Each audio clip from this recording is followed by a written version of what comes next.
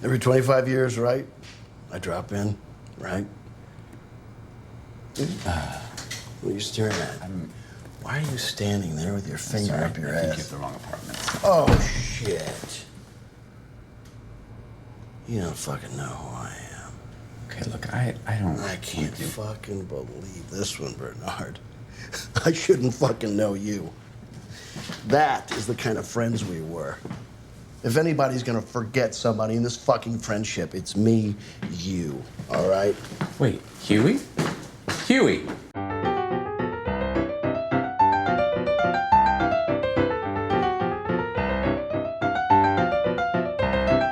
Hello and welcome to Comic Book Movie Oblivion, the podcast about feature films based on comic books and comic strips that people have stopped talking about. We are your hosts, Jordan and Kumar, that's me. And me. And this week we are talking about Bernard and Huey from 2017. Absolutely in Oblivion, I think, this one.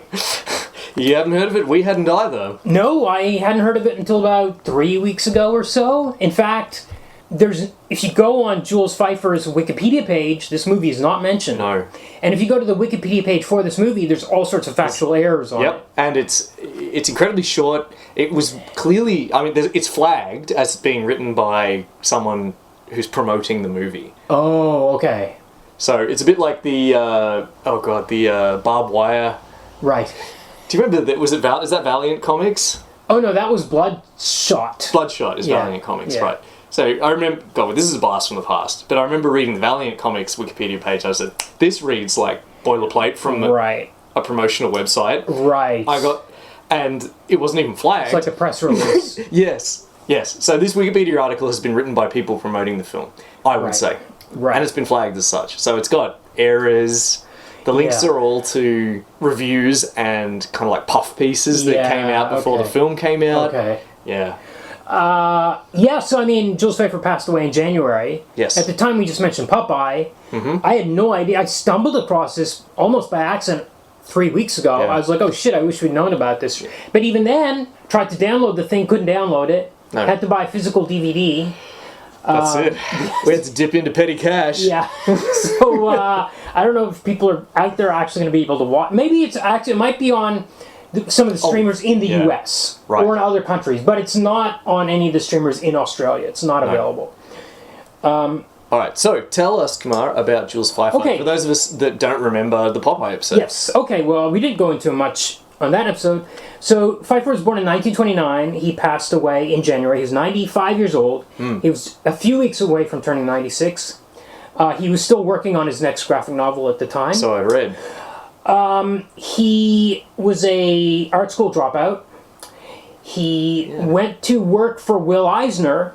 At a very young age, I think When he was 17. Not unusual in some of the people who covered Yeah, on the podcast. especially of that era. People like El Cap and... Yeah, absolutely. So it was the mid-1940s. He went to work for Eisner. He worked for Eisner for 6 years. So he was an assistant. He was also ghosting, so he was kind of writing stuff. And That's what I've got. I've got 10 years, but I don't see how it's 10 years since The Spirit finished 6 years after he started working with him in 52. So I don't know what the extra 4 years is supposed to be. It might be one of these inaccuracies on Wikipedia. Yeah. But apparently, he had... Eisner didn't really rate him as an artist, and he's never really going to win awards for his art. It's... No, we'll talk about that in about 5 minutes from now. We'll get into the art. For sure, but apparently he really could write. And after he'd been sweeping up the pencil shavings or taking out the trash or whatever for Eisner for a few weeks, he noticed that he could write. And he ended up writing The Spirit. Right. Essentially. Like, at that time, he wouldn't have had a credit in the strip. Only Eisner would have, I imagine. Yeah. But Eisner has basically said in his memoirs that Feiffer was writing The Spirit. And so later on, in 1965, Feiffer came out with this book called The Great Comic Book Heroes, which was like the first history of comic books over the past 30 years, like the entire history of comics up to that. So that was in 55. He would have 65. been... 65, okay. Yeah. So, and that was kind of the book that resurrected the Spirit, which had been forgotten almost at that stage. And also was the first book that actually pointed out like the entire Jewish history of comic books up to that point. Right. Which was not really known, but it had all been created by all these Jewish creators. Yes. And Feiffer was the guy that like indicated that in that book. Amazing. He himself is Jewish. Yes. Oh, was Jewish, rather. And, so after he worked with Eisner for 6 years, he has this crazy idea. He wants to make a comic that's 50 pages long. Everybody's like, what are you talking about? There's zero market, absolutely zero market. People hear about it. It's like when trains were first invented and people thought the passengers' necks would break from the speed. It's like that. They're like, you can't. Your eyes will fall out of your head if you try to read 50 pages of comics. Yes, can't be done. Yeah. So he's like, okay, I'll try to get like a strip somewhere, and that will get me noticed, and then maybe I can get my 50-page comic book out there. So he ends up submitting to the Village Voice in 1956. The Village Voice was the alternative newspaper from Greenwich Village, which was only founded in, I think, 53 or 55, something like that. Just very... Yep. So it's very soon after that. He comes on, he becomes a staff cartoonist for no pay. But he didn't care because he was trying to get noticed so he could get this 50-page... The same with Eisner, actually. He worked for him for no pay at first, too. Yeah. It seems to have been a bit of a theme. Yes, yes. So he becomes a staff cartoonist, and he becomes, effectively, I believe, the first alternative weekly newspaper cartoonist. I don't think, or at least, like I was reading, like In Memoriam by Durf Backdurf, and he was saying he was the first, and like, I wouldn't have a career, and all these other alt-weekly cartoonists would not have a career if it wasn't for Jules Feiffer being the first. If not the first, certainly the most influential of his era. Absolutely, yes. The most, like, there are, panegyrics that say things like the most widely read satirist of his era. Yes. I think we've heard statements of that about other people, other podcasts. But yeah, it seems like very many people were reading his stuff. Yeah. Everybody knew his name, and everybody knew his cartoons. Yes. If not through The Voice, which was alternative, they would get it through these books that were published through the 50s and 60s, the collections of his comics. I think we mentioned in the Popeye episode, we mentioned Sick, Sick, Sick. Yep. You have a copy of it here, I see. Yep. From 1960? Yes. With a dedication on the first page from someone called Alex, who apparently had just turned, I suppose, 21. Right. And this was their present. Yeah. Wild. Dedication's dated 1960, yeah. Wild. Yeah. Everybody had a copy of this book in the 60s. That's right. It was the quintessential coffee table book. Yeah. Everyone had one. Yeah. Yeah. So, I did want to mention a bit of it. So he was doing a range of topics. Now, I've seen collections of this work called The Explainers. I don't know if his strip was actually called that in the Village Voice. No. But there are collections, like there was a collection that came out called The Explainers, which was his strips. It was supposed to be from 1955 to 65, and it's 500 pages, and there were supposed to be 4 volumes, and they only ever came out with 1. Right. This was Fantagraphics, really? I think. Okay. I'm not sure, maybe it was the other publisher that only put out 1. But anyway, it's a huge amount of material covering politics, society, sex, intersection of all these things. Yes. Now, wanted to mention a little bit about the art style. So, okay. Yeah, we'll circle back to that. Yep. Generously, you could say his art style is loose, fluid, spontaneous, napkin doodle style. Less generously, like a child did it.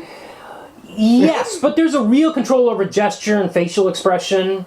It actually, to move away from that uncomplimentary thing I said, it reminds me of Quentin Blake. Yes, absolutely. The artist who does... That's a good is associated comparison. closely with Roald Dahl. Yeah. I was very much reminded of that loose style, but very definite, they're always gesticulating, their limbs are flailing wildly, there's a real sense of motion. He had one character with this dancer, this woman dancer. Yes, she's always dancing, yeah. And that was a big deal. At the time, it was really visually impressive. But he said specifically that he didn't want people to be distracted by the art. So he was actually developing a loose style. Right. And he was inking, maybe I don't even know if he had a pencil stage, with a wooden dowel. Like that he pulled out of a steak. He bought a steak and he pulled this skewer out of it with a point, and he's like, I wonder if I could ink with this. Amazing. And he dipped it in ink and started drawing with that, and he liked the way it looked. So he, through the first part of that first 5 years of Village Voice, he was inking with a piece of wood, like like a chopstick. Yeah, exactly. That's rad. I didn't know that. Yeah. Okay, but then this was his primary thing. So we'll talk about the 2 characters he introduced, Bernard and Huey. Bernard was introduced in 1957. Yep. He didn't really initially want to create recurring characters, but then he kind of realized that some characters were always coming out the same, a bit like Woody Allen characters, where it's just always the same guy. You might as well give him the same name, you know what I mean? Sure. So he's like, okay, I'll name this guy Bernard. And he was introduced in November of 1957. Bernard is a nebbish, timid, insecure, neurotic, all those kind of words. But gluttonous, lustful. Yes. Definitely, very lustful, certainly. Definitely lustful, but can't score most of the time because he's too insecure and neurotic. Yes, hung up. Like Hamlet, he's indecisive. Yes. Always indecisive. He can't commitment shy. Yeah. As you said, plagued with neuroses. Yeah. And worrying about like the state of the world, worrying about the nukes. Yes. Oh yeah, and there's definitely again, this is all tied into politics. Feiffer put out a book called America, which is divided by presidents. Yeah. And when you get the Vietnam War, Bernard becomes mean. Like, he becomes a mean, kind of violent character during that era. He's kind of easily influenced, even by Huey, who we'll talk about in a minute. But there's one particular strip where he talks about going on a date with this girl. And a lot of the strips, quote unquote, are one character delivering a monologue over 8 panels. There's no panel borders, so you'll just get this figure. No. And it's just a monologue, like a Shakespearean monologue, where they're just talk. But in this one, he's trying to be nice on stage, but then he just somehow decides to be mean. Yeah. And he's really mean to this woman. At the end of the date, in the last panel, he says she said that was the worst date of my life, and he says, but I felt great. And he has ballooned into a Huey type. He's become from this very slim, the Woody Allen type, he's become this big jock with this huge chest. Like, he's physically transformed over the course of the strip. Yes. Which brings us to Huey. Huey was introduced in 1958 in March, and then by August of 58, they had the first crossover where the two characters actually met each other. It was like Spider-Man meeting the Fantastic Four. So Huey is the opposite of Bernard. Exactly. In the comics, at least. Yeah. He's incredibly successful with women. Yes, scores all the time. Full head of hair. Yeah. Quite muscular and always impeccably dressed. Yes. Or stylishly dressed, you might say. Yes. Like, and a womanizing pig. Yes. And like a big jock, like huge hulking guy, a jock type. Yes. Very much so. Very confident. Looks a bit like Elvis. Yes, it's a little bit. Huey, maybe named after Hugh Hefner, I wonder at times. I'm not sure. But he's really self-loving. Yeah. So Will Eisner is using these characters as well as all the other characters like that dancer and various others. He's doing this for years and years. Finally, he leaves the Village Voice or is fired. He is also a playwright. He's a novelist. I think his first novel is called Harry the Rat with Women. Yes. Which, I mean, the title is... We're getting some themes that are going to come back in again. But yes. He's writing kids' books, screenplays. He's sometimes credited as writing the first true graphic novel, depending on how you define it. Yeah. Which I think is called Tempest. Tantrum. Yeah. Yes, which was, I think, perhaps the first, well, as you said, like 50-page long comic that was sold in bookstores. Right. Not in... maybe Will Eisner's book might have come Contract with God, Contract with God might have come out earlier. I feel like Contract was a year or two later. I'm not sure. But one thing you do read about Feiffer is that he worked in this medium and he was a pioneer of it. Yes. The so-called graphic novel, which is always difficult to define. Right. A screenwriter. So he's most famous, as we mentioned in the Popeye Week, for writing the screenplay for Carnal Knowledge. Yes. Which is a great movie. Amazing. And I rewatched that this week. Oh, I wish I'd done that. Anyway, go on. And that is almost a Bernard and Huey movie. It might as well be. Yes. Watching it. Yes. You've got the Art Garfunkel is like the Bernard type, and Jack Nicholson is like the Huey type. Yep. The womanizer, it just doesn't have the same build. That's the only difference, really. But it's like if you transported those characters 20 years in the future, that's what Bernard and Huey would be, which is kind of what we get in this movie. And it's what happens that movie. That movie covers like a period of like 10 years or something like that. 25 years. Oh, that's right. It is a huge amount, isn't it? 25 years. It's hard to tell because they couldn't do the aging. No. really well at the time. No. No. Oh, is it? Oh, maybe it's not as long as 25 years. I think maybe it's closer. Gets married and has a daughter. It is 25 years in Bernard and Huey. Yes. I think maybe it's less time in Carnal Knowledge. But yeah, that's a classic, one of the high points of an incredible decade of cinema, the 1970s. Yeah, maybe like the start of the American Golden Age or the American whatever they call it, but it's like right there. It's a shocking, amazing movie. Yeah, because we don't want to talk too much about it, but at that time, to have a movie about sexual neuroses and misogyny... Yeah. And it's so frank about it. Yeah, and yeah. It has the nudity and the swearing and all that kind of There's stuff. nothing like that. Yeah. You know, just that kind of I thought when I watched it, I was like, "Wow, this is they must have been trying to do European cinema." And then I was reading Carnal Knowledge, and it was banned in Rome. So I was like, "Oh no, they were like ahead of like what they were doing in Europe." Yeah. Okay, I also wanted to mention. Usually, we don't go into the personal lives too much, but he was married from 61 to 83. Right. So 20 years. Yes. Then he divorced, and he married a woman who's 20 years his junior. Yes.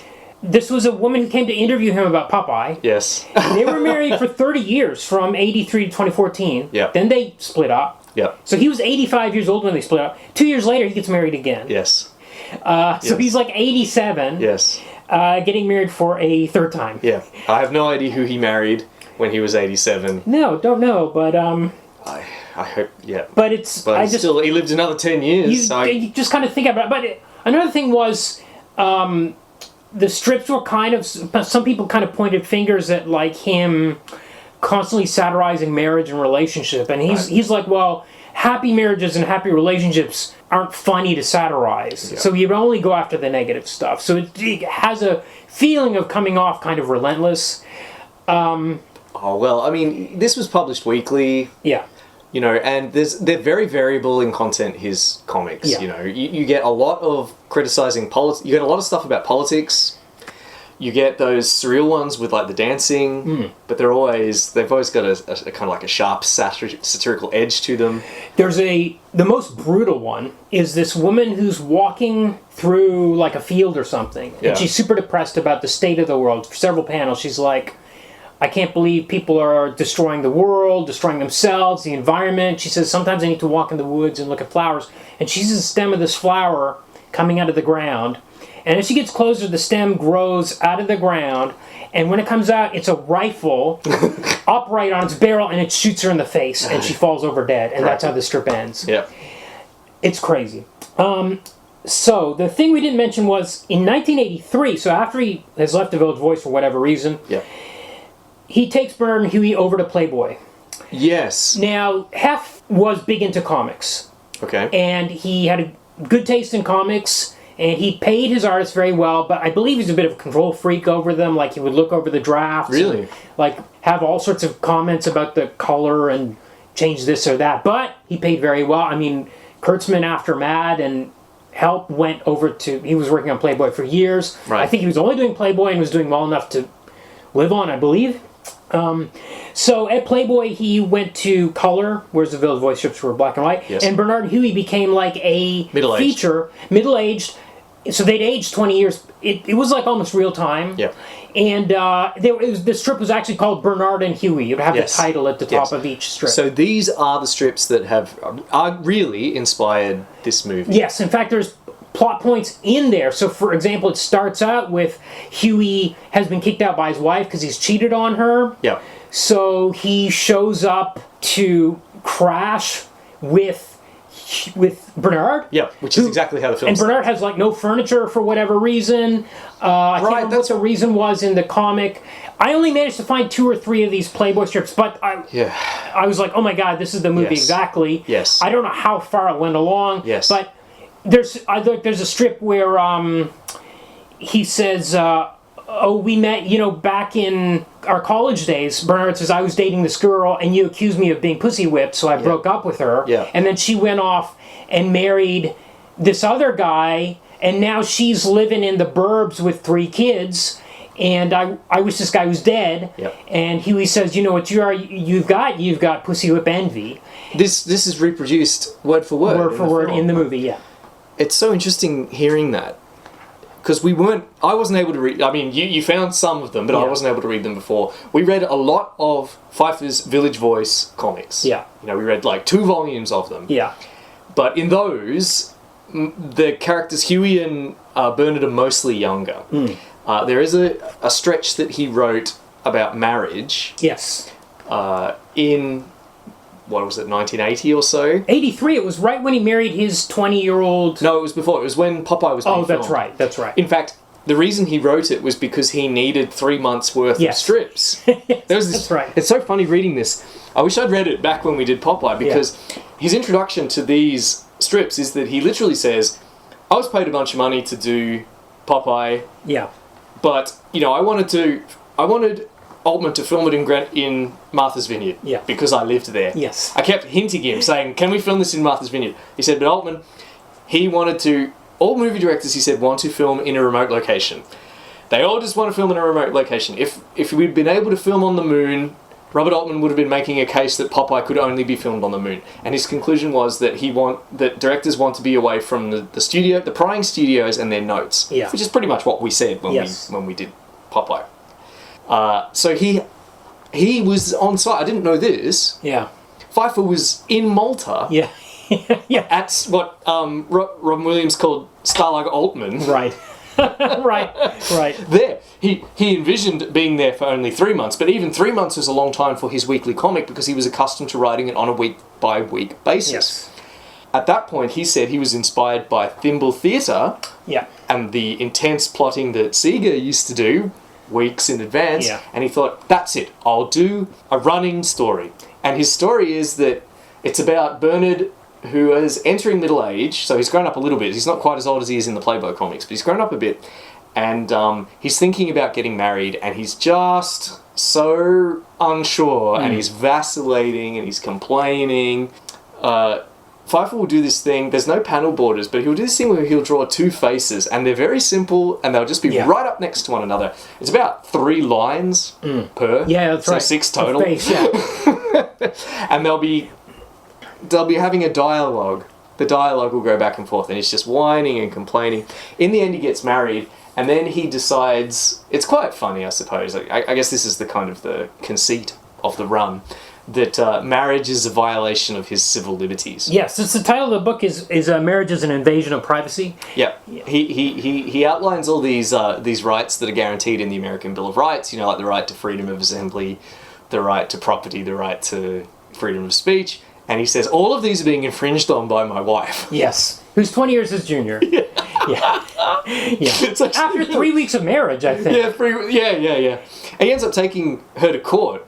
He takes marriage to court. Yes. The institution of marriage. The institution of marriage, yeah. To court. Yeah, and wins. Yes. And marriage is declared unconstitutional. Yeah. It's quite funny. Yeah. It's a jury trial for some reason, which it wouldn't have been because that would be a criminal trial. Yes. But it's still pretty funny. That's right. So he said about these Playboy strips that he did some other stuff for Playboy as well, but he liked doing the Bernard and Huey ones more than any others because he felt they were the least Playboy-like. Correct. And he felt he was making fun of the readers of Playboy. Correct. I read an interview with him in 2018, which he made about the film, but he described the comic, Bernard and Huey, as the anti-Playboy. Yeah. I use these characters as middle-aged, whose days of easy screwing were over, but were still desperate to make out. Yeah. And Huey was no longer the sexy guy he was. He was still bald. He was now bald and fat. And I took them into the years that the Playboy reader might have lived himself, but certainly did not fantasize himself as. Right. That's what I brought to the pages of Playboy. Right.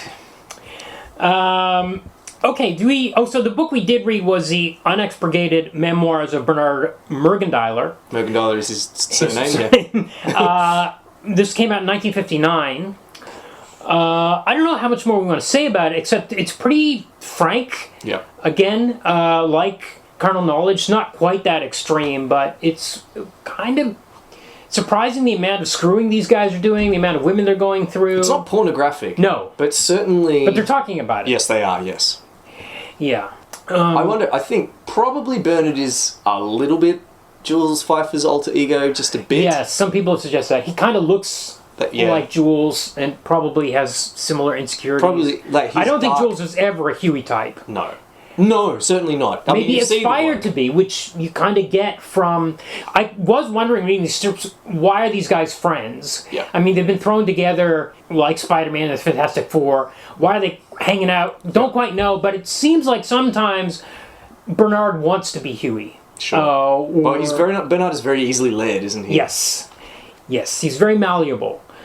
But... I don't know, I feel like maybe Bernard might be a darker alter ego for Jules Feiffer. Yeah. Certainly not. We're not seeing, like, Crumb level of I'm living out my sexual Right. right. perversions and But I think he was fantasies certainly in the pages of looking. this I think he comic. was certainly looking at the people around Yes. him and what was happening Yes. in the culture It's from more- the 50s through the 80s. You know. It's more descriptive than self-referential. Yes. Yeah, I would say. But nonetheless, you kind of get the sense that every now and again we're getting maybe like a secret Yeah. sense of what he might have thought if he'd been less lucky in love, maybe, or... Yeah. I mean, because he was happily married twice for Yeah. decades. Decades. Yeah. 20 years and 30 years. Amazing. Yeah. I guess the other thing to describe the strips is they kind of end with Oh, they'll often have a punchline. a punchline, which is more like an ironic Yes. twist. Yes. An ironic comment on the times, on the foibles of people trying to get together, or politics, or whatever it is that he's commenting on that They are week. quite good in that respect, aren't they? They'll often... He doesn't use panels, so the figures will be sort of floating. Yes. And it'll ramp up. You read them one after another. Quite often it'll be Bernard, and he's having a rant. He's having a rant, and he's having a complaint. It'll build up, it'll build up, it'll build up. He'll be complaining about his inability to get anywhere with the opposite sex. Yeah. And then the denouement will be something like, I wish I went for boys. Yes. yes. Yes. Yeah. Or like that one I said where that girl hated the date, and suddenly he's like, I loved it, or something like Yeah. that when he made her miserable on purpose. Yeah. I don't know if we need to say much more about the No, we've pretty much covered it. comics. I guess the question is, do long monologues make for a good movie? Well, that's the real question, isn't That it? is the question. I when guess we'll it get did to in the this. case of Carnal Knowledge, but it's been a long time Even since then, it's not. I guess there are some. No, it's never like a. Sometimes people talk to the camera in Carnal Knowledge. Well, we'll talk about it. All right, Yeah. let's talk about the film. Okay, so this was directed by somebody named Dan Mirvish, independent film director. Right. Movie's only 90 minutes long. Yes, always a plus. Yeah. Was written in 1986. Yes. Which we'll probably get some into this in the trivia part. Absolutely. But basically the script was lost and rediscovered by Mirvish, who made this movie out of it. Or was it? I want to come back to that. Okay. Our main stars are Jim Rash, who you probably know from Community. Yes, he's the kind of like the bald. Is he the dean? Yes, he's the dean. He's Dean. What they always just call him Dean. I can't remember what his name is, but Well, he's just the dorkiest guy imaginable. he's dorky. He's very flamboyant. Jim Rash is a very proud out man. Right. Interesting casting choice for this womanizer who's like keeps cheating on his This permanent girlfriend. pathetically heterosexual man. Yes. Interesting casting choice of him in this movie, since he has that reputation for Community from being this real. He'd come in like wearing these like Carmen Miranda dresses sometimes and stuff, really over the top. He was also, I just want to mention, he was in Civil War. Yes. Because Yes, he was. the Russos were directors on Community, and of course they made those Captain America Avengers movies. they put they include it's a cameo out of love for him. He plays like the dean of MIT. Yes. Because he was the dean in Community. Right, yes. Yeah. And he was in an episode of Lucifer I've written down as well. Was he indeed? I also have that he was in the film Sky High. Right, okay, superhero movie. Which is a superhero movie, not based on a comic, Yeah. but because it's a superhero It's on the movie, cheat list. it's on the cheat It list, is yes. the cheat list, So yes. it may not be the last time we see Jim Rash. Right, okay. David Koechner is a comedian who's been a 1,000 things, is He's Huey in this. Yeah, amazing casting. He gives a really good performance. He's he's sort of balding and very tall and massive, just like Huey in the comics, and he's probably best known to listeners as Champ in the Anchorman movies. Yes. The guy that says, whammy! Yes, yes, absolutely. The only other name I wrote down was Mae Whitman as Zelda. She was in Scott Pilgrim. She was the evil ex-girlfriend. Yes, that's right. The only evil ex-girlfriend. Yes. Yes. The one that was a little bi-furious. That's right. yes. Yep, so that's her second. So unlike David Koechner and Jim Rash, who have not appeared on the podcast before, this is Mae Whitman's legitimate second appearance. Yeah, and I will point out that she has done dozens of Barbara Gordon Batgirl voices on DC projects, and she was also the voice of April O'Neil on 100 episodes of one of those Mutant Turtles series. That's true. And she's a voice on Invincible. Oh, really? I didn't know that. Yeah, so she's one of us. Okay, so this movie, I don't really know the other actors except for Richard Kind, who shows up in the last 20 minutes of this movie in 2 scenes, but we'll get to that eventually. Richard Kind, what would we know him from? Just a character actor? Yeah, he has such a recognizable face. That he was on Spin City with Michael J. Fox. Okay. He was in Garfield 2004, a voice actor in that movie. Okay. So he may reappear. Yes. Okay. That is on the legit list. So yes, that's on the real list. We'll get to that. Okay, so we really it starts with a shot of Jim Rash, and then it cuts to the 1980s. Yeah. And we have a young version of Bernard and Huey in the 80s. We don't really know who they are at this point. They just seem like two young men. One of them has the Little Black Book, which is this legendary object that seemed to float around in the 80s, where men would have lists of girls they could call up. Yeah. It's almost like this is Huey's book. It's almost like he treats women like trading cards. Yeah. He's just got to list them in little descriptions next to them, and he's like literally handing them over almost to Bernard, saying, "How about this one? You can have her." Yes. And giving their phone numbers. He's saying, "Oh, she's neurotic. You don't want this one, or this one was a real goer, etc." Yes. So right out the gate, we've got men treating women as commodities. Yes. Things to be possessed and passed around. Yes. Sets the tone. And he's even Bernard, who's supposed to be the sensitive one. Like Huey's like, "How about this girl Irene?" And he's like, "I hate the name Irene." You know, like that's the kind of thing that he's dismissing this. I think it would be a mistake to see Bernard as the quote-unquote sensitive one. Yes, sure. He's wimpy, sure. Yes. But he's just as sex-mad. You're right, yeah. As a Bernard. It's their defining characteristics, really. Well, I also think that Huey he's a bad influence. As in the comics, I think he's a bad influence on... Or sorry, what did I say? Huey's a bad influence on Bernard. Yeah, I think so. Yeah. Yes. But we'll see. I mean, Bernard doesn't really need a lot of pushing to be... No, exactly, no. But he's like... at this point, like, aren't you worried about, like, the end of the world and, like, nuclear war? And he was just like, I just want to get laid until the end. Yeah, that's a very Feiffer thing for a character to be concerned about nuclear winter. Yes. Probably would have resonated in the mid-'80s. Nowadays, I guess it dates it to the mid-'80s. Well, this is in the interesting thing, because the script, which had been written in the 80s, has all been shifted forward. So, in the original script, it took place in the 80s, and the flashbacks were to the 60s. Yes. It's interesting the way the cycles work, because apparently they didn't have to change much in the script at all. No. Shifting it forward. Well, you can attest to that because you've read Playboy comics where the dialogue is adapted wholesale. But even there's a plot point later on where this character is setting up this greeting card company. It's on paper. They're like, "Oh, we're talking about the printing process."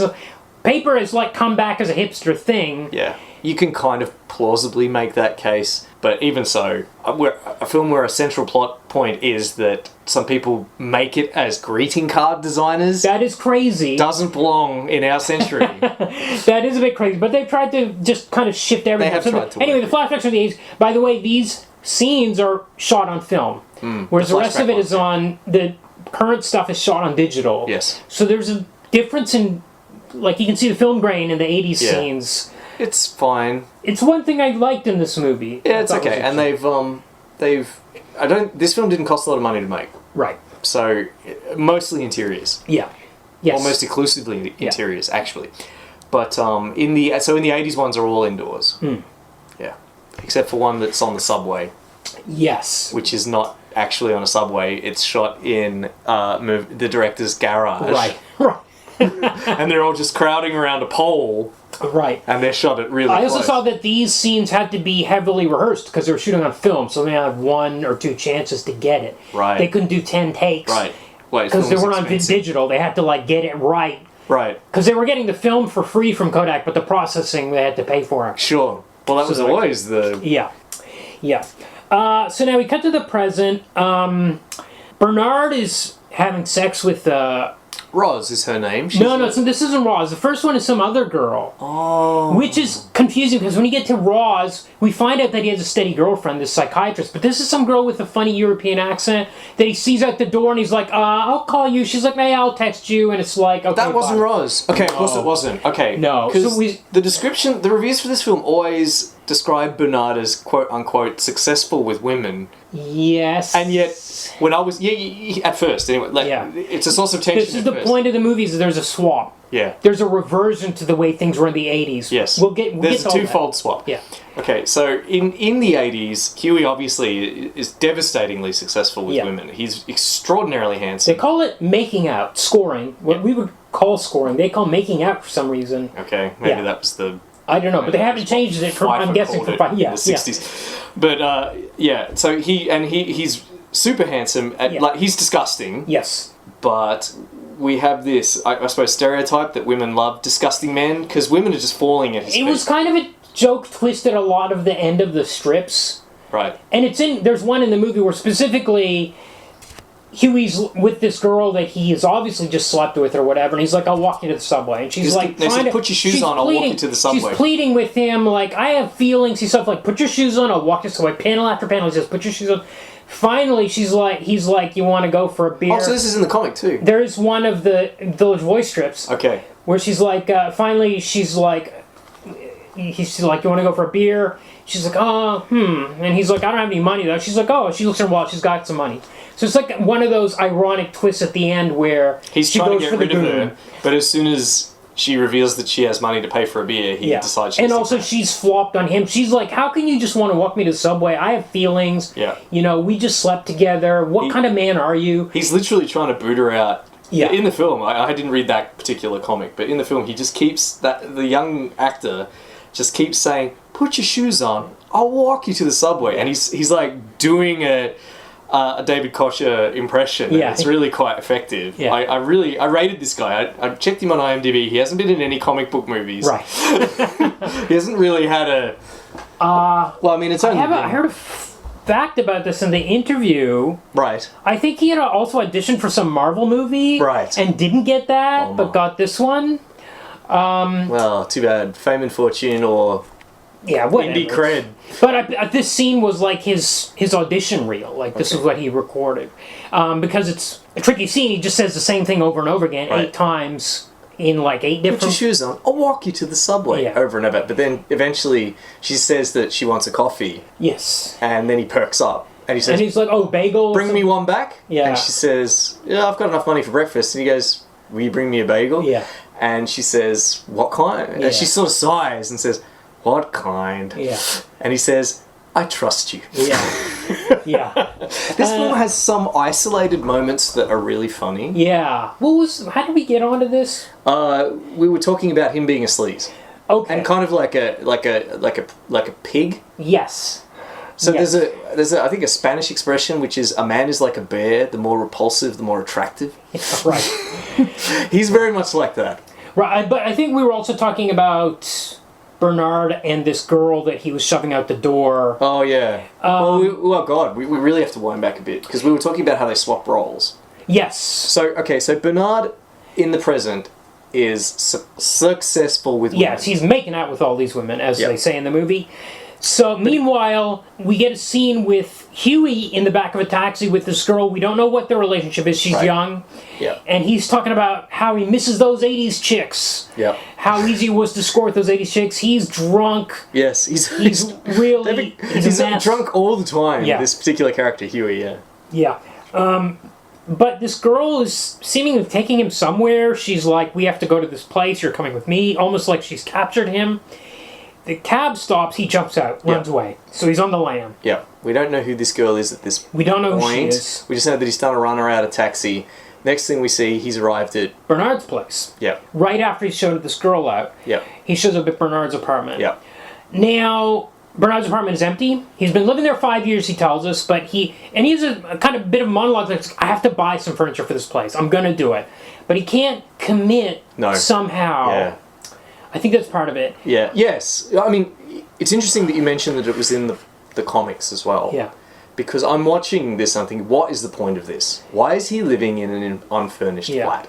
There doesn't seem to be a message. But since you mentioned that it was in... I think he's like hoping he can still move on. Like he's still got a future with change in it. And if he puts furniture in his house, that means this is my life until I'm 80 and die. Well, he's like an even more pathetic kind of Hamlet. Yes. He just he just can't commit to anything. He can't even commit to furniture. And Huey arrives. Huey, he doesn't recognize him. Right. Now this is a key point to me. Or not, I shouldn't say key point, a key plot hole to me. Okay.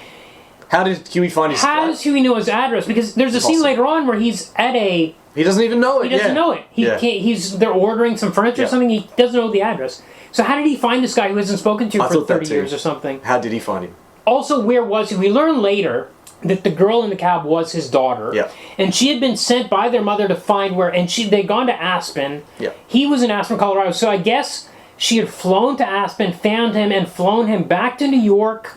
I'm not even sure what the plot is they here. can't have been in that taxi all the way from Colorado. No, this is the taxi from the airport, I guess. I'm not.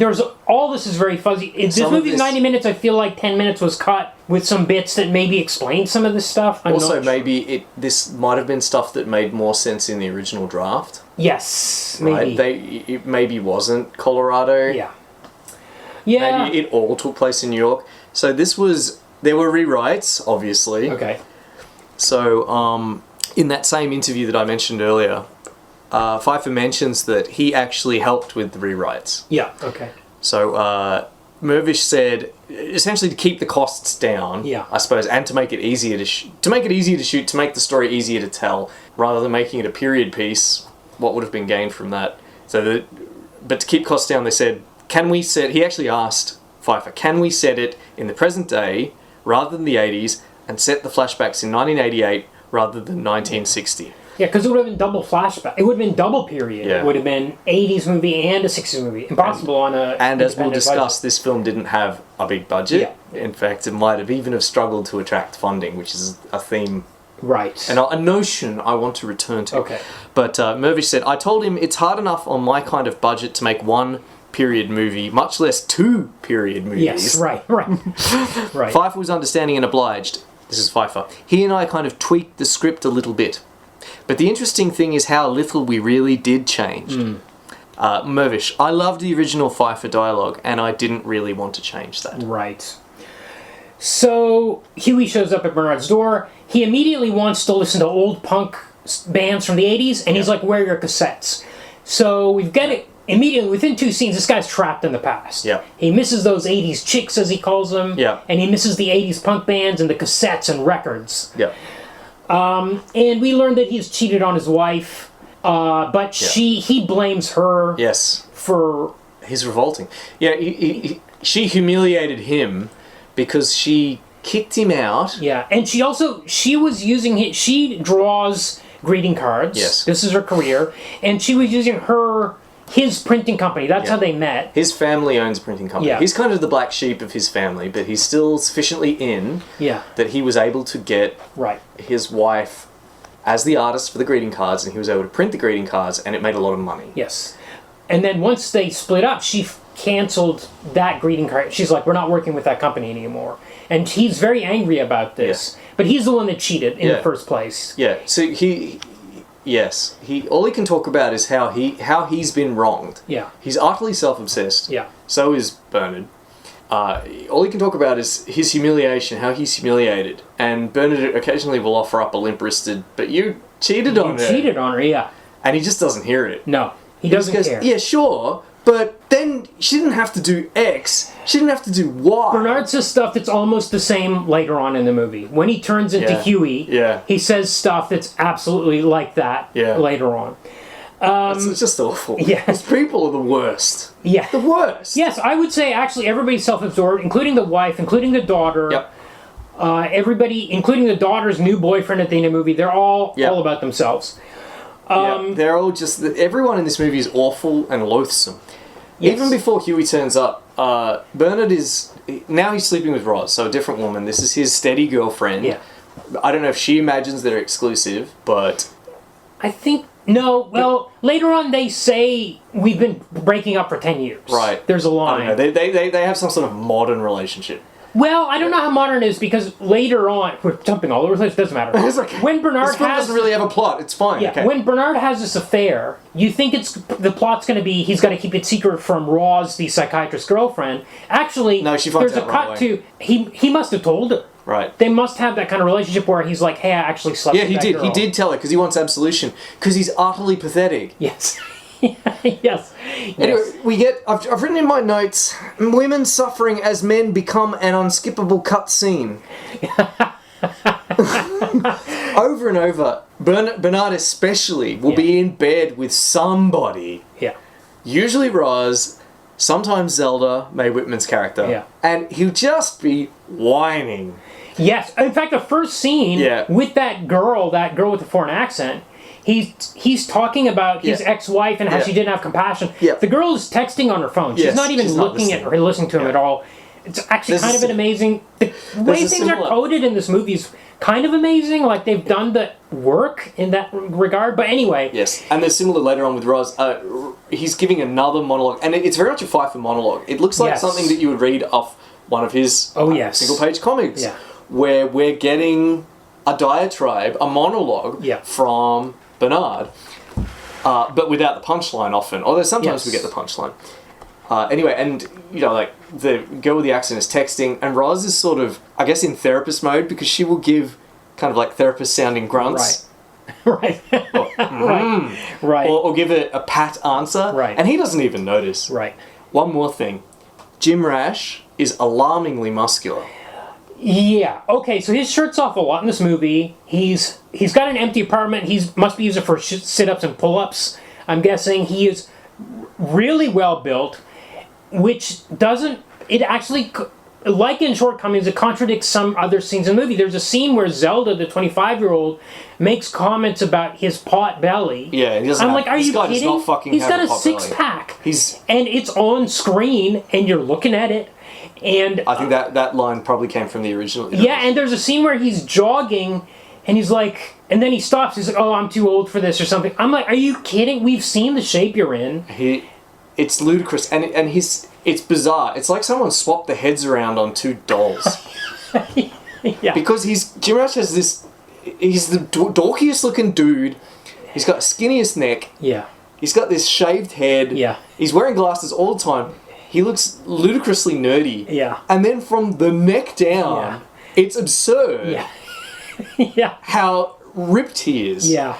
I read a review, I forget where, who said this made perfect sense to them. Like, as soon as they heard that he liked books and he was in this incredible shape, they just said, midlife crisis. Ah, okay. He's a guy that can't handle getting old. And his schedule allows him to be in the gym for like 6 hours a day. Okay, fine. But then those other two lines needed to be changed. Agreed. Yeah. Agreed. I kept thinking, what is this film trying to tell me? Afterwards I read that and I thought, okay, alright, okay. Yes. Okay, and we do get a lot of lines in the film about him being afraid of his mortality. Yeah. And that's why he chases younger women. Yeah. Because he hasn't grown up and he's scared of being old. Yeah. And so I guess it would make sense that he's put so... I mean, but he's so lazy in every other aspect of his life. Yeah.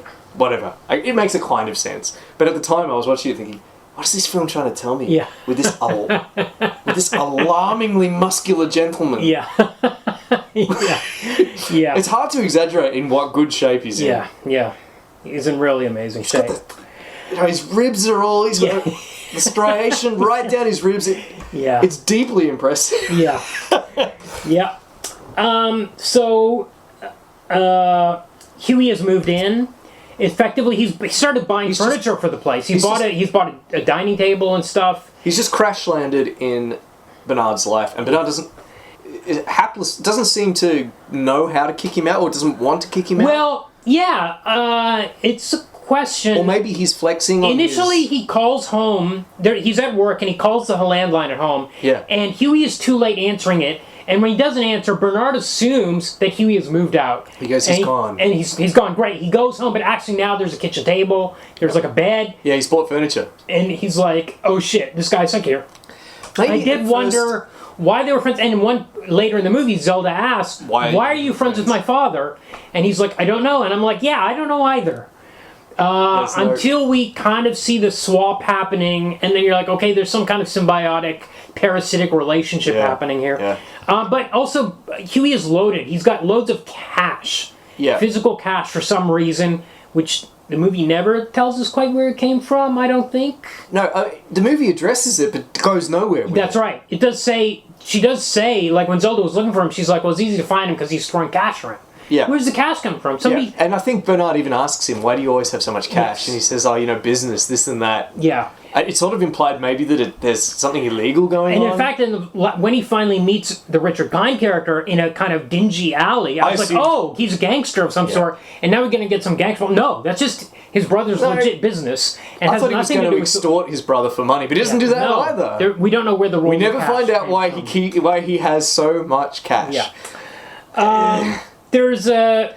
I think maybe at first, Bernard keeps him around so that he can bring women home and have sex loudly in front of him. Because at first, Huey is maybe upset, emasculated. Okay. By the fact, because we see him feigning sleep. Yes. And Bernard is having quite noisy sexual intercourse upstairs. All the sex in this movie is really loud.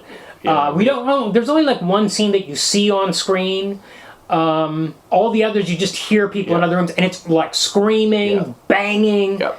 And I think that's a Feiffer-esque trope because some of his comics they'll be all black. Yes, that's right. He's shaded out the whole page black, and it'll have white speech bubbles like yes. And okay, fine. And it seems at first Huey is uncomfortable with how he's like a fat loser. Yes. And sleeping on the floor. And I guess Bernard is in shape and is having sex with Roz. But we also see that Roz, in the sex scene that we are privy to, we see that she's not into it. Yeah, and he's like, I don't know. He's literally saying, how would you rate this on a scale of 1 to 10? While he's in the middle of the act, he has this crazy line. So he's so pathetic. Yeah. This is so great. How would you rate this on a scale of 1 to 10? Yeah. He says, as they're doing it. So the dork can, and on the other hand, so he's bad at sex. Yeah. Despite being able to, at that point in his life, pull chicks, I guess, with his horrifyingly swollen body. But he's bad at sex. Meanwhile, Huey, who's a fat pig, and treats women like trash and is disgusting and is like a real gadfly. He's always needling people. Yes. He calls it the Huey Act. Yes. Whenever he's in company, he's always needling. Yeah, there's a scene where they go to a bar where they meet. Bernard and Huey go to a bar. They meet 3 of Bernard's friends who are air hostesses. Yeah. And this is again where Huey's like upset because at this point in the film, I thought, well, Bernard's okay. So the point here is that. So what's this film about? So the point here is that Huey is washed up and Bernard is successful. And they used to be the reverse, and the film's going to be about how Huey comes to terms with that. No, that's not what the film's about, because they swap roles, don't they? Yeah. Anyway, sorry, to return to what you were saying. The 3 air hostesses show up, and they're getting on marvellously with Bernard, and Huey's completely confused by what's going on. He's annoyed that these women have opinions and are speaking. Yes, that is what's going on. He has this really annoyed look on their face when they have opinions about which countries have been ruined by tourism. He's annoyed that they're talking and they have opinions, and he's annoyed that Bernard knows them. Yes. And is effortlessly talking to them, these young, hot, attractive women. Yes. And then he goes off on this very kind of like a Feiffer-esque rant about New York cornering the market in meanness. Yes, and how he likes that. He doesn't want to go to other countries. He likes New York. Meanness is what is the real quality people should be searching for internationally, because they're talking about niceness in these different countries. He starts talking about meanness, and especially queer meanness, which is one of the only times homosexuality appears in this ostensibly modern film set. Except for Jim Rash being in every scene. Yeah. And then the women all just take off. Yeah. And he tries to come on to one of them. He says, you want to go back to, let's go back to your place and I'll tell you all about it, or something like that. Or he's more explicit about it. So at this point, like, he's coded as the big fat loser who hasn't come to terms with the fact that he's not young and hot anymore, and his life's a mess, and his wife's left him, and he's estranged from his daughter. And Bernard, I guess, who's now successful, is supposed to show him what it means to move on. Yeah. But that's not at all what happens. No. Because as we move on, so the daughter shows up, Zelda, played by Mae Whitman. She is a graphic novelist. Actually, this is a funny bit, because her mom calls her a cartoonist, and she's so offended. She's like, graphic novelist, Mom? Yeah. Every time anyone tries to call her a cartoonist, she's super offended by it. She's supposed to be 25, plays more like 17. I think all the characters are not their age. I think that's maybe the point of some of it. Yeah. She, in the original script, she wanted to be a cartoonist. Yes, for the Village Voice. That's right. Yeah. That's right. And Bernard was going to be working at the Village Voice.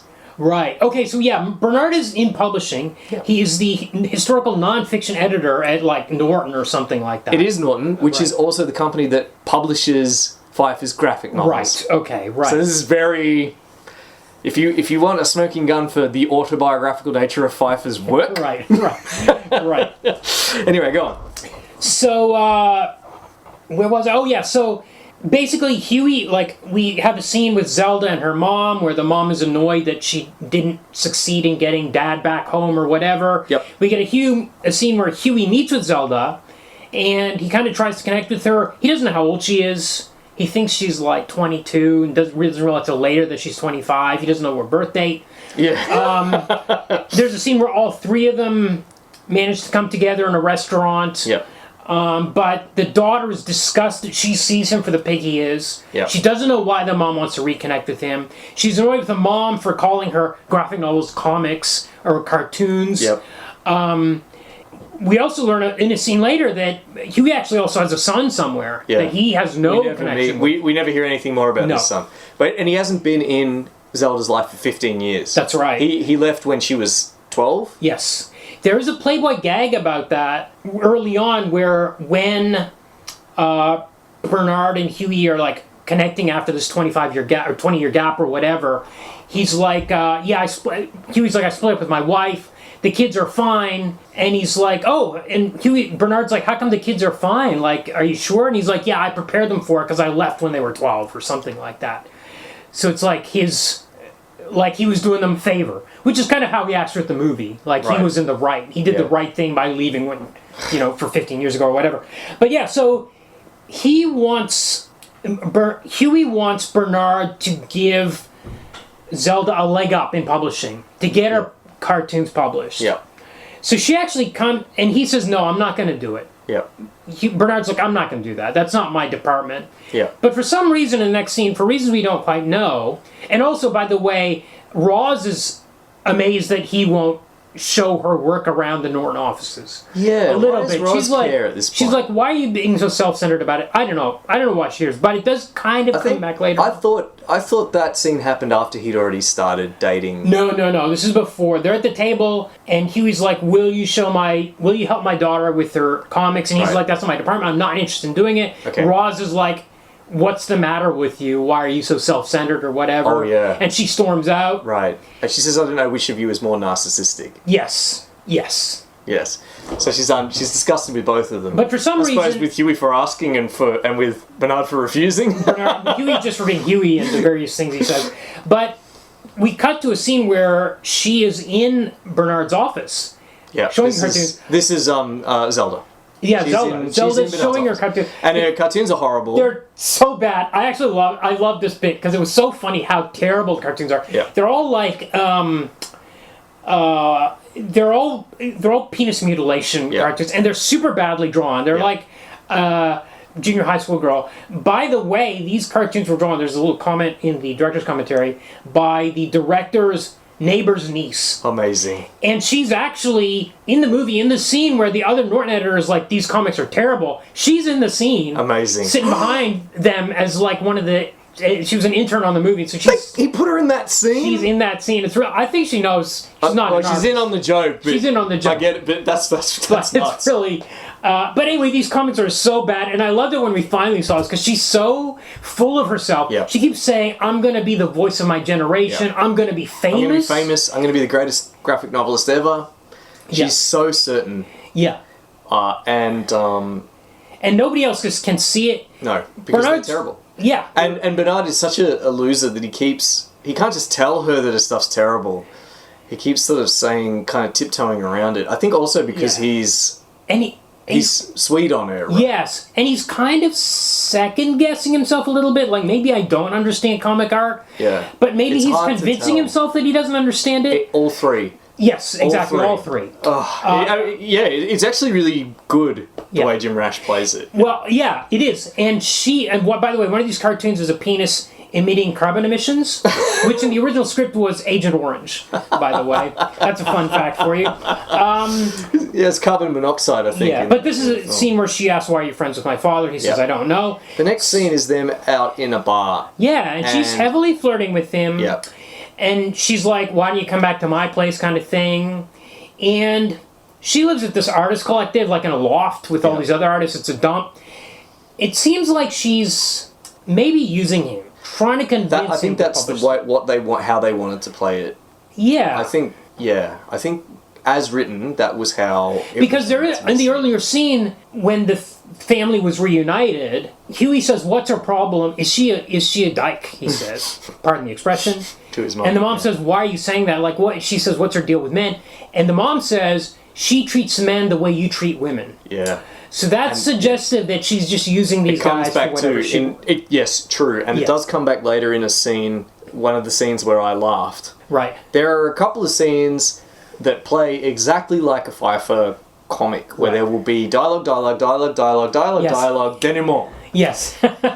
So, I think we have to rewind a little, but back when Huey is still a desperate, like a middle-aged loser, reliving his glory days, Huey and Bernard run into two prostitutes. Yes. And Huey gives this long kind of monologue, basically about how he's never paid for sex in his life. Huey has, and you first yourself in the third person. Huey has never paid for it. Yeah. Don't you know who I am? I'm Huey. I'm Huey Beauchamp. Yeah. Huey Beauchamp. Yeah. They don't know. Yeah. It's pathetic. Yeah. And then they walk away. Yeah, it's like they used to be, hookers give it to me. Yeah. Hookers give me sex. Yeah. I have never paid for sex. And the hookers are just utterly unimpressed with this. Yeah. And they walk away. Beat, beat, beat. How much? Yes. Yes. Then they flip him off. Yeah. It couldn't be more pathetic. Yeah. So that felt like a comic panel from something, like a page of cartoons from... And great. And then there's a later one where Huey has asked Roz out to dinner. Yes. Huey has figured out that Bernard is sleeping with his daughter. Because by this point they're sleeping together. Yeah. He's figured this out because Huey has come back into the loft and started abusing him, ranting and raving about bringing up old slights from the past. Yeah. And Huey, I guess, is such a cunning scumbag that he instantly knows that he's trying to justify the fact that he's doing something terrible to Huey. Right. And he says to Roz, he's sleeping with my daughter. And she says, how do you know? And he doesn't even bother to say, aha, I'm right. Right. He just says, I just know. You know, I know because he did this, this, and this. Yeah. I just know. And then she says, are you angry about that? And he says, angry about it? I'm furious. Huey is my only friend. My best friend. Yeah. She has my DNA. She's going to butcher him. So he's not angry because Huey's sleeping with his daughter. He's angry because his daughter is going to hurt Bernard. Take his friend to the cleaners. And that, of course, is exactly what she does. Yes. That's what the film wants us to think. Yeah. So they start dating. There's a little bit of a couple of happy dating scenes. But then Bernard gives a little present to Roz. Yes. And she knows as well that this is... At this point, she's says, like, who is oh, she? Who is she? Yeah.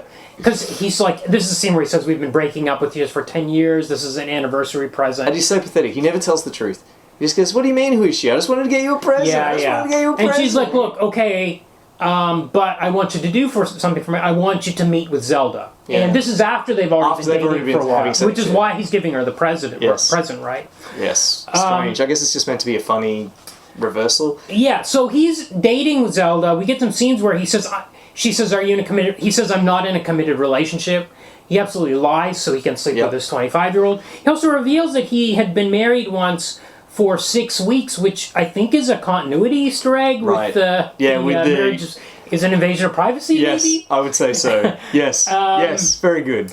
Yeah, we get it cut. We've had a few flashbacks of the 80s. There's one here where he gets a trading card, black book number, of this girl named Jezebel. Yes.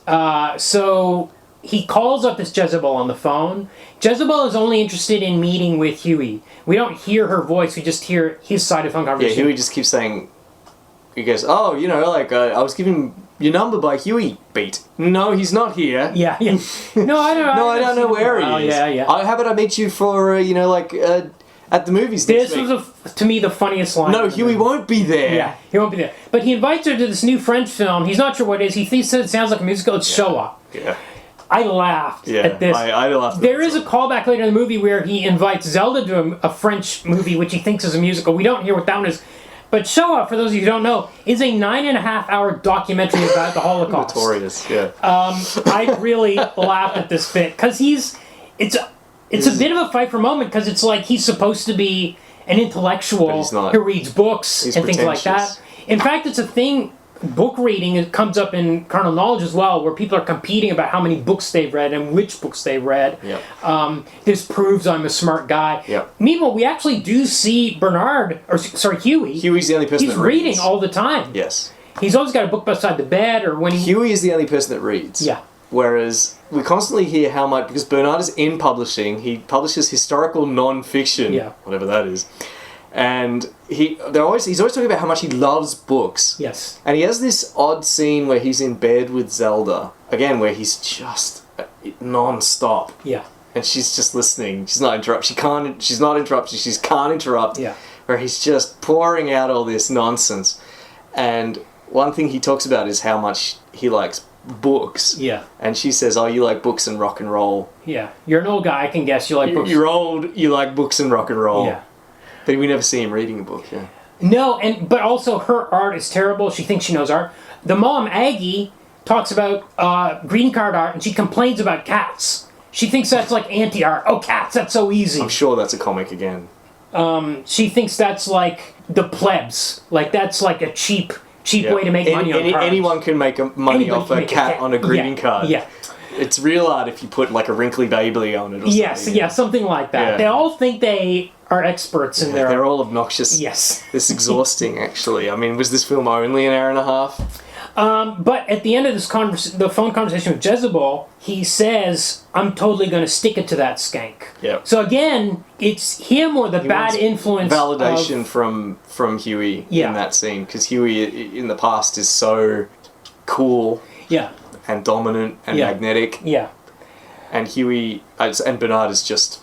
Yeah. But later we learn, in the present, he says, that girl was the girl of my dreams.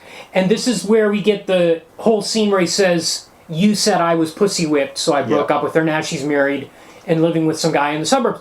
But this girl was the girl of his dream. Like, it's really questionable. Yeah, and in fact, the movie does this twice, because we get the final scene is the black book where he's talking about Aggie. Yeah. And so I got this girl, Aggie. Yeah. She's totally neurotic, confused. And Bernard says she sounds perfect, and Huey says, I'm saving Aggie. Yeah, sure. And she ends up being the one that he marries. And gets back together with in the Erzatz happy ending. Yes. So, yeah, I just want to wind back to the scene with Huey and Bernard in the past. Yeah. Young Bernard is played by an actor called Jay Renshaw, a very convincing kind of younger Jim Rash. Very dorky looking. Yeah. These guys are well cast. They are, yeah. Yeah. I actually, to check that he hadn't been in any other comic book movies, I visited Jay Renshaw's IMDb page, and he is an absolute smoke show. Interesting. So they've done the glasses and hair in a way that he's like not a supermodel. Yes. Interesting. Very interesting. Okay, yeah, so this is the scene where somehow Roz has found out, either Bernard's just told her about the affair or whatever. Yeah, he did tell her. He confessed wanting absolution. Yeah. Wanting therapy. And he's angry at her. He says, you were the one that asked me to meet her in the first place. Now, that, I don't know if that refers to the scene at the dining table where she was annoyed, or the scene after he gave her the present, but either way, this is Huey behavior, right? Blaming her for saying, you told me to meet that girl. She didn't tell you to sleep with a 25-year-old. I keep mixing up Huey and Bernard as well. Yes. But, so anyway. Yeah, classic. He was already sleeping with her when she told... Yeah. Yes. They're just so... they're such reprehensible characters. Yes. Now they start to switch roles. Yes. Bernard is striking out, or rather he's fixated on Zelda. Yeah, and she's like, why would you ever take me back to your apartment? He's like, your dad lives in my apartment. No, he doesn't say that. He doesn't. He says, I don't want to take you back there because it's not furnished. Yeah, and I'm she embarrassed says, about my dad's there. She's like, if it's because my dad's there, just tell me. He goes, and he's so whining. Yeah. Oh no, it's because it's not furnished. Yeah. It's like, oh God, I hate you. Yes. And she gives him an ultimatum. She says, it's Huey or me at this stage, right? Yeah, and he can't. And she does start like kind of standing him up on dates and stuff. Yeah, she for 5 days she ghosts him. Yeah. And she says she had to test her feelings about him or something like that. But she's just, he's showing up at the loft, and the hipsters in the loft could not be more contemptuous. Yeah. Of this, and he's because he's 49, I think. I think Jim Rash is actually about 45, 46 at the time of this, but yeah, he's supposed to be playing 48, 49. You're right. Yes. Yeah. And like they just think they're just utterly scornful of him. Yeah. Like he's just this boomer to them, right? Yeah. Like they're constantly making him pick up the dog shit and. Yes, literally, yes. Yeah, literally. Because she gets a dog to, like, replace him, almost. Yeah. Well, she gets what? Yeah. She accuses him of not being supportive of her work. Yep. He does show her work to this editor in Mona. like fiction, Mona. The put your shoes on and walk you to the subway lady. This turns out, it's a big reveal it's kind of a twist. When it happens. It's more than a twist. We think she's going to show up, because she seems like really put together and confident. Yeah. And she's telling Bernard that this work is shit. Like, she can't believe that he's brought it to her. Yeah. And he's utterly transparent. He keeps saying, I think it could be good. I think it could be fine. Something online, ebook maybe, It's so contemptible. And then she asks Beauchamp, she says Zelda Beauchamp is the artist's name. She says, Beauchamp, is this Huey Beauchamp's daughter? Yeah, this is... She says, I can't believe you've brought this shit into my life. She remembers that guy, the subway guy. Can you walk you to the subway guy? Yeah, because she shows up at dinner. But this is a bit like Bernard's address. Is there only one Beauchamp in New York that she would be like, Beauchamp must be the daughter of Huey Beauchamp? The thing is, they go back. She must have known about Huey because they went to college together. Look, I understand what you're saying. It's very coincidental, but she's like, so she knew that Bernard knew Huey. Back then, because they knew. Okay, that makes more sense. Yeah, so he kind of. So we think she's going to show up, and she's going to ambush him. Yeah. Like, tell him off what scum he is. And in fact, she shows up at the table and she says, "Put your shoes on, I'll walk you to the subway." And he takes a minute. He's like, "What?" He does this double take. He stares for about 10 seconds, and he says, "You want to get a bagel?" Which, of course, is how that conversation went in the original iteration. Then the next scene we see them, or rather don't see them, they're having extremely loud banging, and they do that for a while. Yeah. And now we find out that Huey is really good in the sack, despite being He's got his mojo back. Yes. There's also some coding here, which I didn't pick up, but it's mentioned in the DVD commentary. In the early scenes, Bernard is wearing red and Huey's wearing green, and that swaps. Ah, I see. Yeah. I see. No, I didn't notice that either. No. I just noted this baffling exchange. Yeah. Where suddenly Huey has gone from being a desperate 45-year-old overweight pig And now he's sleeping with multiple women in the same night. 3 women in one night at one stage. 3 women in one night. Yeah. For hours at a time. Yeah. He's not in great shape. He's drunk. No, he's a drunk. And the editor, Mona, can't stop sleeping with him, but she does complain about him to Huey. Huey, by the way, in the scene where Bernard. It's Bernard. I know, oh my it's God. fucking nuts. Oh my God. Okay, so she's complaining to Bernard about Huey. Yep. How he's self-centered. Well, first she's singing his praises. Yeah. Like, she's so happy he came back into his life. Like, he's a demon in bed. She can't believe how long he can go and all this stuff. And then a couple of scenes later, now she's complaining. Yeah. He's a pig. You know, like, I think he's gone, and I'm just about ready to cut all ties, and then he'll make some gesture, and I'm sucked back in. Yeah. I wish there was something I could take to wean myself off him, you know, she says something like that, implying that he's some kind of drug. Yeah. You know, like, and so, you know, like, a man that's bad for you but you can't stop going back to is a cliche, I think this is a kind of old cliche. Yeah. But it's kind of it's typical of a lot of female characters in Feiffer's cartoons. Yes, absolutely it is. Absolutely it is. You know, but like the trope of, you know, like the treat 'em mean, keep 'em keen, scumbag boor who women just can't help throwing themselves at. At the same time, Feiffer might have been one of the first people to establish this trope. Sure. In the 50s. In the 50s. Now, but this film has come out in 2017. Exactly. Yes. Even in the 80s, it might have been okay. I think so. I want to return to that. Yeah. So while when she reaches the stage where she's finally complaining about him but can't let him go, Bernard sees Zelda show up at this cafe with another guy. Yeah. This is after all the ghosting's been going on. He's been sent out to collect the dog shit, take the dog for walks over and over, and she sees him with another guy. He finally kind of snaps. He kicks Huey out of his apartment, finally. Yeah. And he's forced to meet Zelda's new work collaborator, this guy named Scott, Conrad Scott or something like that. Yeah, it's the most cringeworthy scene. Zelda is showing him her new work. Yeah. And it's improved out of sight. Yes. And Huey is Bernard. Bernard is crowing with delight because he imagines that it's his influence on her that's made that happen. His mature influence. Yes. Whereas he's the opposite of mature. Yeah. But no, it's because she now has a writer. Yeah. And the writer is, I forget the actor's name, but he was in Jessica Jones. Yeah, Eka something is Australian actor. He's Australian. Yeah. I didn't know that. Yeah. I didn't know that. He just kind of spouts all this babble. Yeah. Kind of trendy babble. Yeah. And he's just there to look hot. And be like... And just speaking nonsense dialogue. Like, apparently that was the dialogue in the original script that Feiffer wrote in 86 or whatever. In this scene. Wow. Yeah. Well, it's just... It passes utterly as pretentious, pseudo-intellectual dialogue. Eka Darville. Eka Darville. Yeah. Yeah, he was in Jessica Jones, the heroin addict that was addicted to heroin by Kilgrave. Yeah. And then Jessica Jones, an alcohol addict, passes judgment on him for being forcibly addicted to heroin by a supervillain. Yeah. It was a stupid fucking thing. Yeah. Yeah, so, I mean, he's just there to be the anti-Bernard. Yes. He's there to be incredibly He's beautiful. a young, hip dude. She falls for that kind of... Yeah. Yeah. She promptly dumps... Yeah, yeah. She promptly dumps Bernard. Bernard is completely pathetic. He's gone back to being the old Bernard he's told by Roz. Yes. So, under the thumb of Huey, I guess. A nerd again, striking out. I'm not sure what the film is trying to say here. They've swapped roles, but why?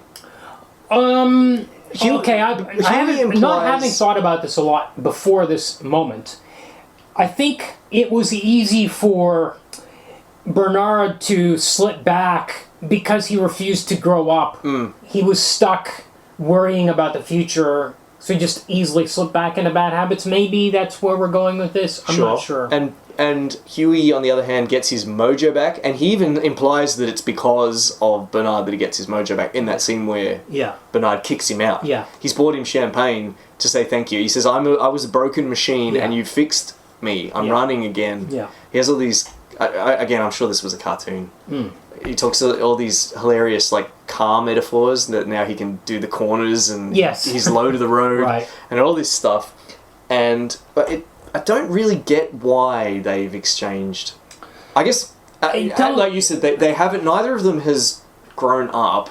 Yes, but the other side of this is, of course, it's the point of the movie. If you were to describe the plot, it's about these two guys that swap roles. Yeah, it's like Freaky due Friday, to their but interaction. they stay in their own bodies. Exactly. Something like that. Yeah. I guess that it is the central point of the movie is these two guys that end up swapping back to what they used to be. Right, they go back and it's almost like sympathetic magic or something. Yeah. Huey drains Bernard of his game that he's had. Yeah. And Bernard takes on the loserliness of Huey. Yeah. But there's no magic. Where's the big lie? Where's the magic spell that makes it happen? It's sort of you're right. It's missing that Freaky Friday magic spell. Yeah, it's kind of a bit strange. Nobody made a wish, and then the camera went all swirly. Yeah. When they blew out their birthday candle or something.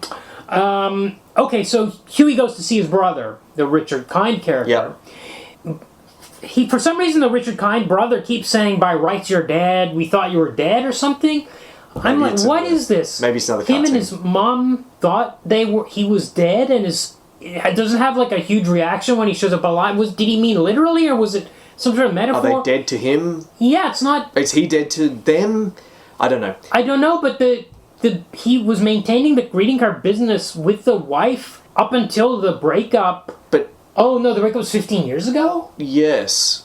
Oh. So where's he been making? And so in the meantime, Richard Kind has been running the business. So has he been hiding out in Aspen for 15 years, and then they finally send the daughter to find him after 15 years? Doesn't really add up, does it? I don't get it. Where's he been getting money from? He's rich, and it's all cash. Has he been selling drugs? I just don't know. Yeah, I don't know. Anyway, he shows up at Richard Kind. He says, "I've got a opportunity for you." Yeah. It's exactly the same thing he did for his wife back in the day. Yeah. So Zelda doesn't need the final nail in the coffin of Bernard's uselessness. Zelda doesn't even need him to get published. Huey had that power all along. Yeah. He's going to get them a greeting card gig. Yeah. So now they're making greeting cards in 2017. Yeah. And it's launched And doing extremely well. Yeah, they're apparently. making enough that they've launched all kinds of a multimedia franchise. The what they call it, ZeldaandScott.com. Yes. Yes, and Bernard walks into a random shop and goes to the spinner rack of cards and sees their cards are. And she stole an idea that he said online. He said to her in bed earlier in the movie. In one of his unskippable cutscenes.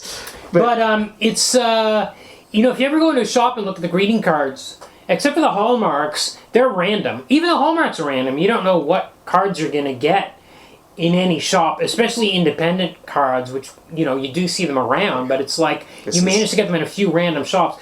It's a huge coincidence for him to see them. Yep. Huge coincidence, unbelievability that they could actually make money on this venture. Yeah. And let alone launch a multimedia business. Yeah. Because they all meet up for brunch. Yeah, so first Zelda meets with Bernard and says, "You actually reunited our family." By the way, Huey was also sleeping with Roz. Which is pretty crazy. Yeah. Kind of gross. Yeah.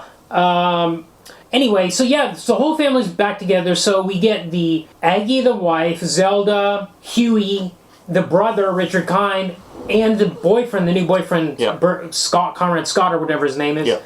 And they've invited, for some reason, this group has also invited Bernard to come to this lunch with them. For no reason than to emasculate him, it seems. I don't know. Maybe she was grateful to him for... Zelda was grateful to him. Well, she's told him that he's a transitional figure in her life, which he's found the epitome of kind of of humiliation to have been Isn't told. Isn't it Roz that says that to him? No, Zelda says it first. Oh, okay. In a voicemail. Oh, right, you're right. Yes, of course. And he just finds it utterly humiliating.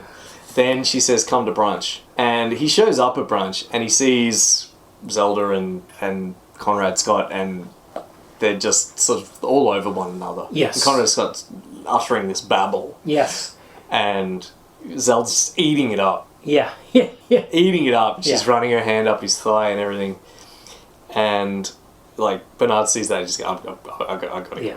He turns around, but then there's Huey. And he's still not able to resist Huey because he tries to leave, and Huey just, slams his big meaty hands down on his shoulders "No, you're not going anywhere, come and sit down with us." And then we see this scene where they're all just talking about their burgeoning greeting card media empire, and Bernard is not participating in any way, shape or form in it. It's excruciating. Yeah. He goes up to the bar, gets a shot. Huey follows him up there. Bernard tells him that he's exhausting and then leaves.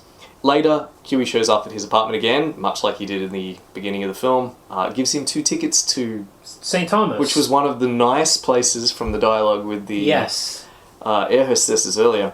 And then they all go on holidays together. They go on holiday together. And then Huey says he's going to write a book about his life. Yes. And Bernard is back with Roz? Is that who his partner is on this trip? Yes, he's back with Roz. Yeah. And I just don't understand why we have this happy ending. It is so tacked on and weird.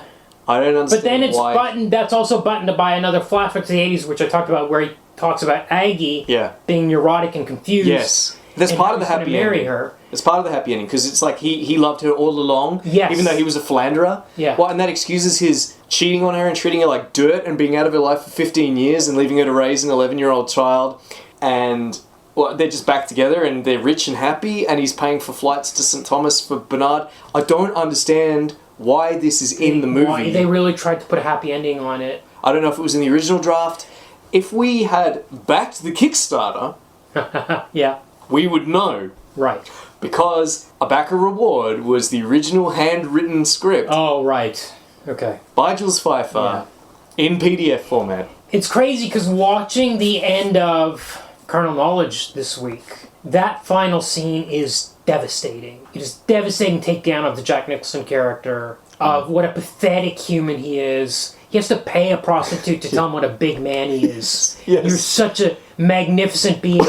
You're empathetic. You have a strength inside you. This is what he's paying her to tell him. Amazing. It is mind-blowing. Absolutely mind-blowing. Compared to this, the sunlight and white safari suits and everybody holding hands and everything's friends. Okay.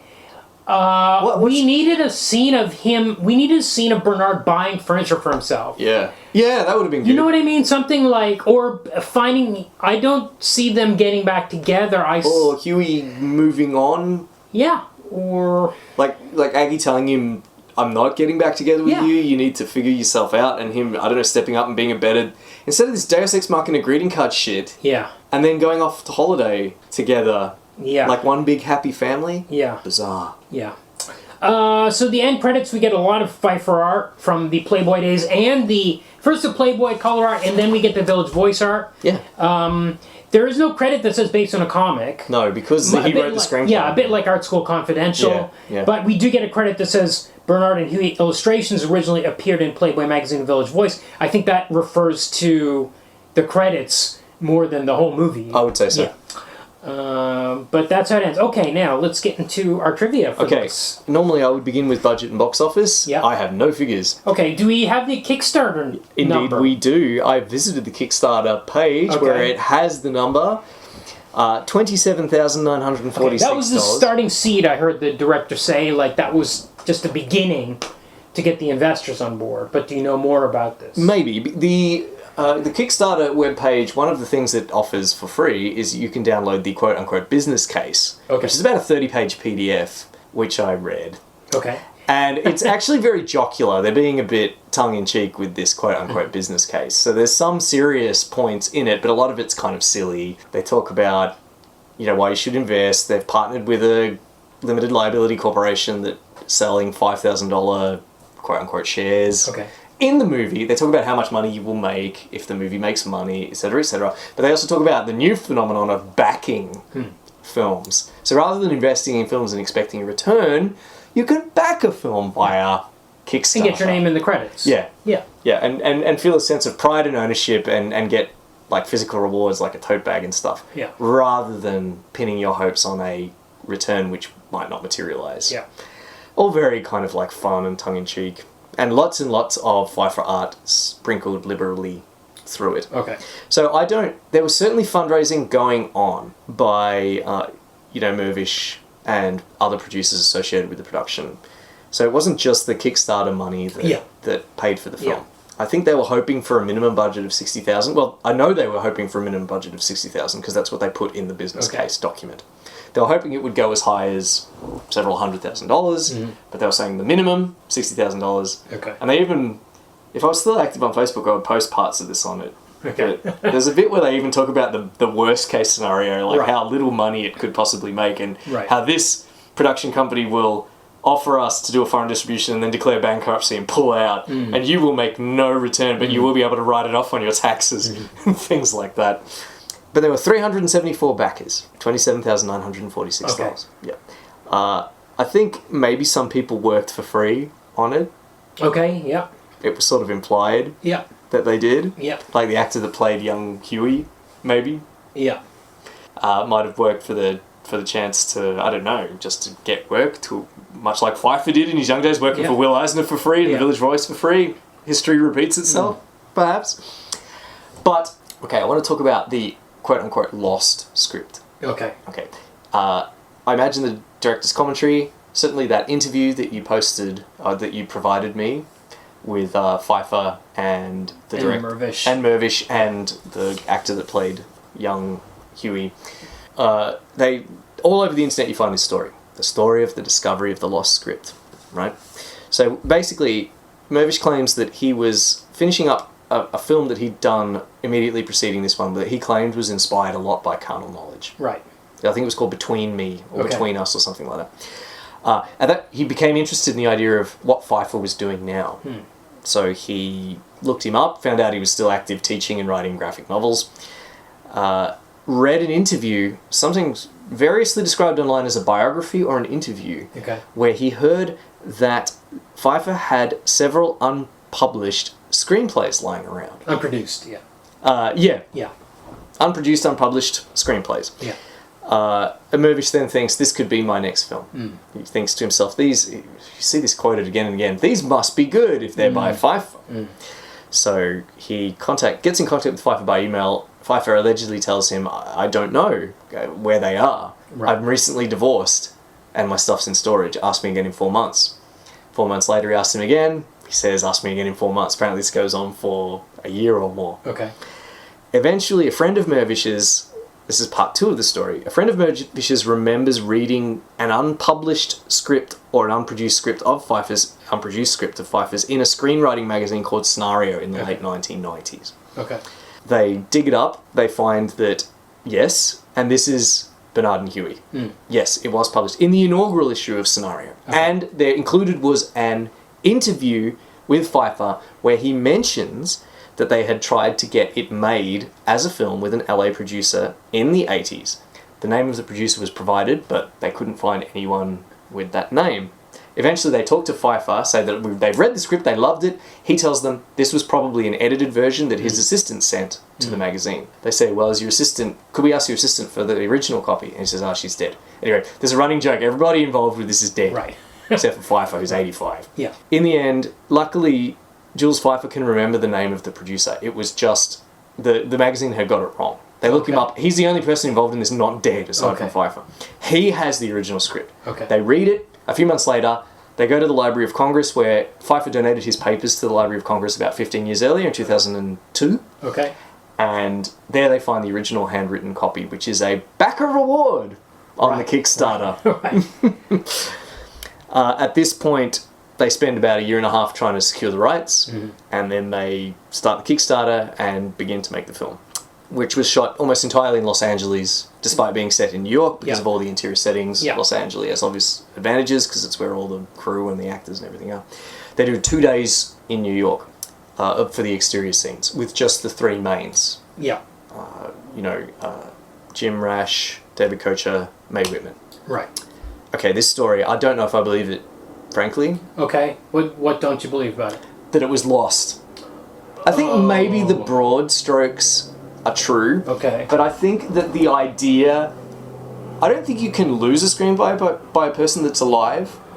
I think this is more about drumming up interest in the movie than it is about being a really kind of true story. I think it would be very easy from the amount of work that Feiffer did. I think he could lose a screenplay. I think it's possible.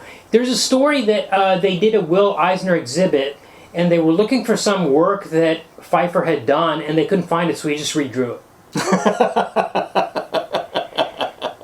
He was prolific. He was very prolific. In so many media as well, novels, So, yeah, comics, screenplays, and also plays. apparently- He's a playwright. Yeah. You know, Yeah, he is one.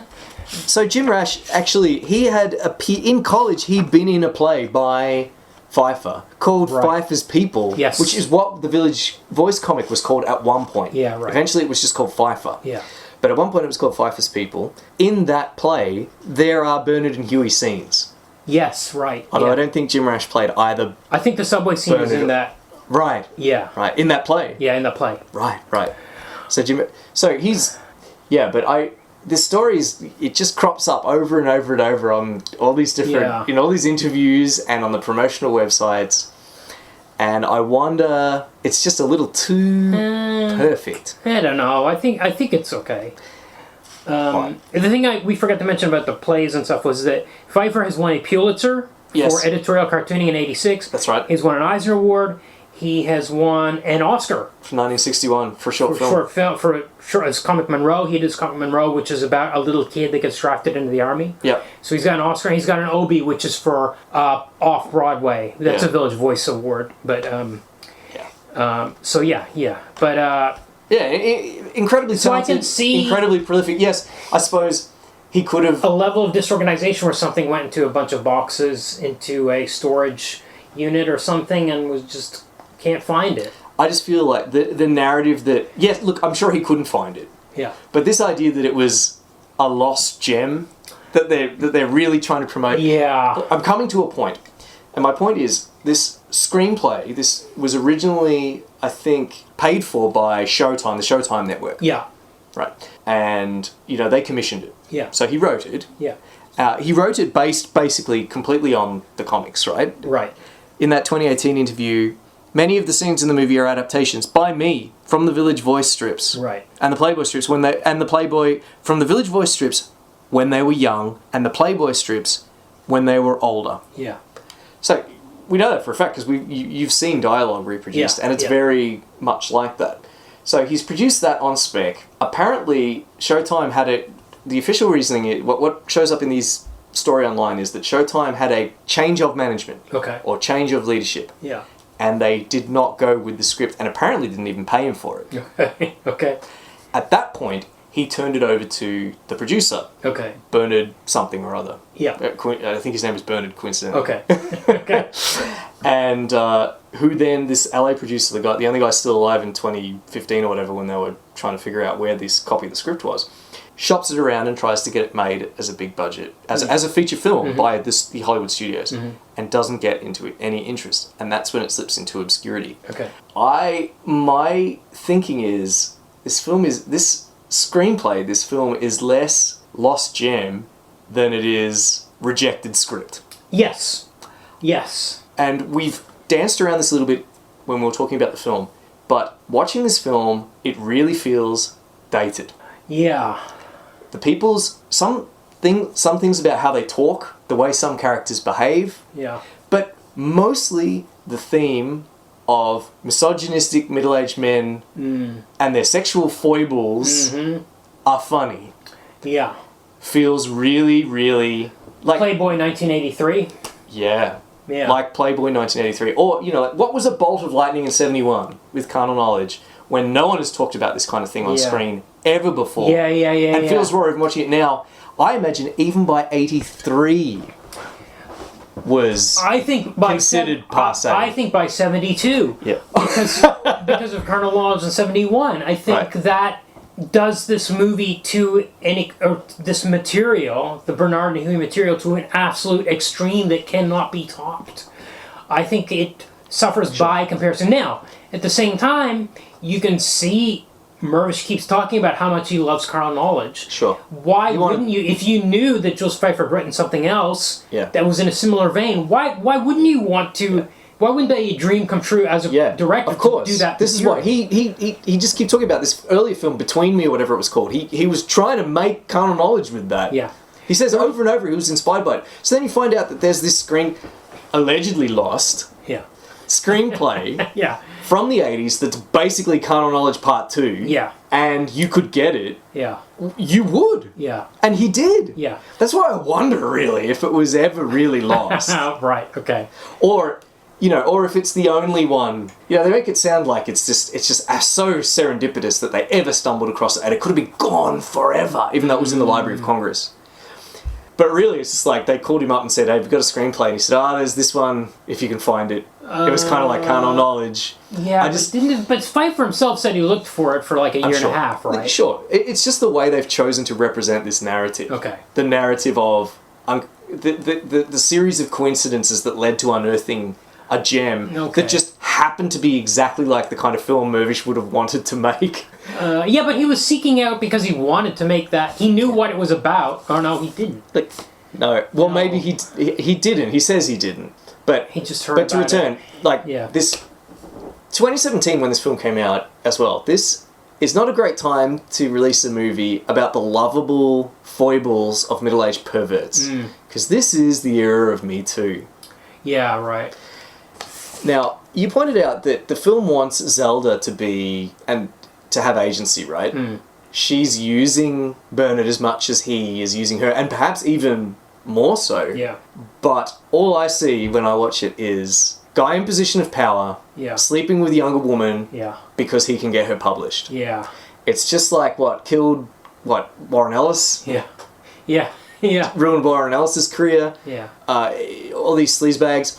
Even better, the lovable lecher, Huey, who happens to be a big man, gross, stubble, balding. You won't be surprised to hear that reviewers have compared him to Harvey Weinstein. Right. Interesting. Okay. And even a memorable quote from one I read, Huey has a monstrously intimidating presence. Like Harvey Weinstein blocking a doorway while jacking off into a potted plant. There is no escaping this guy. Yeah. The time for this movie to be interesting, relevant, incisive, funny, as a whole, I think has probably had passed in 1983, and certainly had passed in 2017. Yeah. What do you reckon? Am I being too hard? No, I think you're right, but the thing is, okay, I thought of Me Too as being like a year ago because time has been contracted because of COVID. The time warp, not even just COVID, just life being 50. Speaking of, so I wasn't quite thinking in that context. I do feel like it's carnal knowledge light, as I've said, but I also think it just doesn't. It's just not. It was rejected for a reason. Yeah. Well, yes. That's what I think. Yeah. Not even. Well, even if there was a change of ownership at Showtime, maybe they would have produced it. Maybe, but I just feel like it would have needed more rewrites. I think they read it and knocked it back. Frankly, I just think it's just not very good. Yeah, but there's good stuff in it. Sure. But it doesn't have a story. Like there's stuff, but no, the story again. It's about the swap of personalities, thing, yeah. But then there's no resolution to that. Well, what's the message? But what's the climax? What's the third act? What happens? How do they swap back, or what happens like that? There isn't. There's suddenly they're on vacation in the tropics. I wonder what the original script was. Was the original script different? I just don't know. I could know if I'd backed it in 2016 or whatever the Kickstarter came out. Yeah. But even then, that was like, it was a handwritten draft. It wasn't like a final draft. Like, he might have done versions that would have improved it or something like that. Even if he was present in 2017, giving advice about rewrites, it wasn't Feiffer doing a rewrite. No, and he was just helping with the rewrites. And he's 85. Yes, but he was still very busy sprightly. up until his death. Like, he was very sprightly. I saw him in that behind-the-scenes footage. He looks about 65. Yeah. Very on point, quite witty. Feiffer wasn't completely unaware of the kind of like the times, the mores. Yeah. What did he have to say about the quote-unquote message of the film, again in this 2018 interview? I'd like them to be entertained by it, he said, talking about the audience. And also, I'd like them to think seriously of how screwed up we are in our time and in past times in regards to the relationships with men and women. With the Me Too generation and the Harvey Weinstein business and others, there's been a lot of talk of that. But having lived through different versions of different kinds of talk over many generations, I know how easily and quickly men in particular put this stuff behind us and go back to their old habits. He went on to say, the terrific thing about satiric comedy is that when it works, it gets through people's defences and can hit them in vulnerable spots, that an open criticism or an attack doesn't do at all. I'd like the audience to come away a little thoughtful about what we have done and what we continue to do in our time, which is not always admirable. Fine. Wise words from a wise old man, but I don't believe that's what he was thinking when he wrote the film. Yeah. So we've kind of slid into our ratings already. Sure. Our votes. Yeah.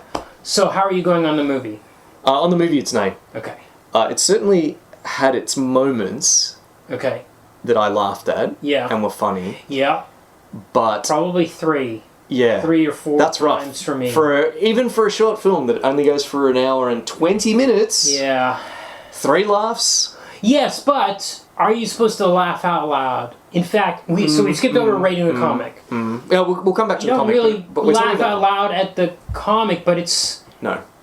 Sure. but it's incisive. Sure. But, I mean, does this succeed as satire? Despite what... Oh, Feiffer's saying the comic no. is satire, and this movie is not satire. It's a story No. about these two guys. It's a story about how funny it is. It's not a commentary on Playboy readers. No. No! It's not appearing in the pages of Playboy. It's not skewering the readers, the middle-aged, misogynistic readers of a pornographic magazine. It's a film about...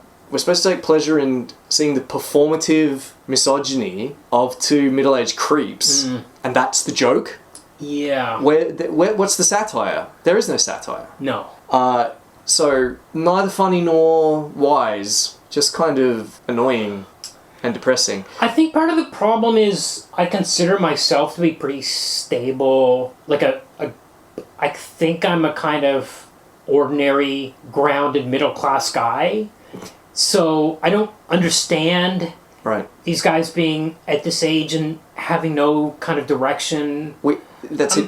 I mean, I can That's it. I can empathize with that when I meet people like that. I guess in the 70s you could look at these characters, be horrified by them, and ask yourself some hard questions. Yeah. But we can flatter ourselves, as people that live in the 21st century, Yeah. to know that that's wrong. Yes. So what's the point? Yeah. Are they meant to be... They're meant to... I guess they're meant to be... We're supposed to celebrate them, almost. Find them lovable in their patheticness. But I don't think that's worthy. Just something's wrong with the abruptness of the ending. That too. That doesn't help either. If they had fixed the ending, maybe we would be having these issues. It doesn't help. It doesn't help that it doesn't really have a story. Like, there's no one overcomes an obstacle. No one undergoes any character development. They just kind of switch roles. Yeah. Like the Freaky Friday example. Yeah. Those characters end the film having learned... About the other. Yeah. They've learned about each other and they've learned something about themselves. But one, how to be mature, the other, how... We don't see either of them learning that they shouldn't be living the way they're living. They No. just suddenly are, pow, we've got our partners for life at the end of it. Yeah. Huey's rewarded for his terrible behaviour by getting back with his wife, Yeah. and Bernard gets back with Roz for no reason, Yeah. despite being pathetic pursuer of younger women. Yeah. He kind of has a rock bottom moment in that bar, I guess, but it doesn't really go anywhere. Oh, yeah, we didn't talk about that scene where he just overhears these other people talking. Yeah, no. So that's why it's an A for me. Even though, I mean, I think maybe I liked the first few minutes, like the first 10, 15 minutes even, and I was patting myself on the back for enjoying something that didn't have lasers or elves in it. But Well, I will say I thought you were going to come into this really hating it. right. But it sounds like you're pretty much on the same level as me. We're like, oh, there's actually good stuff in here, but just not enough to tip it over. Sure. Good performances. Yeah. The odd, funny, Pfeiffer-esque monologue or dialogue. Yeah. But the matrix that it's in is just repugnant Yeah. and pointless Yeah. and completely... I mean, again, I can't help but come back to the thing that this is just a film that should not have been made in 2017 and probably shouldn't even have been made in 1983. Yeah. It was really just... I think he just dashed it off out of his old comics. It feels a bit that for way. Showtime, and then we have this campaign by Mirvish to make it sound like a lost masterpiece when it absolutely not. It's something I don't from this- read it. I don't think it was a lost masterpiece. I think it was No. a lost thing that he wanted to make. No, but I mean the lost yeah, well, we know that, but sort this, of carnal knowledge. they've told this story Yes, to make sure. to make people want to see the film and want Yeah. people to invest in the film. Yeah. So they make it sound like it's this gem. Yeah. It's like finding like Claudius's history of the Etruscans or something like that, you know. But no, it was just something that was in his slush pile because Yeah. it got knocked back by Showtime, and then the producer couldn't shop it around in the 80s. Yeah. So I did go up and down. I'm a nay on it Sure. as well. I'm not going to watch it again. What about the comic? Oh, well, the comics are classics. They're really sharp. Even now, I find it interesting to read. Yeah. And there's such a broad range of them. Yeah.